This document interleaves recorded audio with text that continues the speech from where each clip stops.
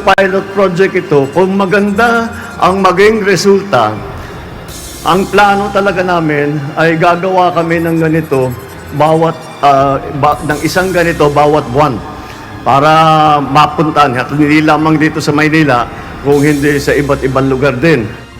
Ngayon, kasi nagbabago po ang labor market, hindi na kagaya ng dati.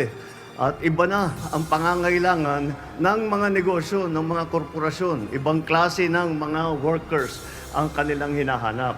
Kaya't naging mahalaga yung tinatawag po na reskilling na binibigyan po natin ng bagong kakayahan o upskilling, pinapagaling pa natin doon sa kanilang ginagawa na.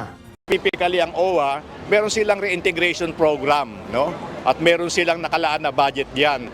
Yan ang pangunahin siguro na tututok, pero ang Department of Labor and Employment, batay sa tagubilin ng ating Pangulo, aalalay, susuporta para makatulong doon sa mga posible na ma-deport o bumalik dito.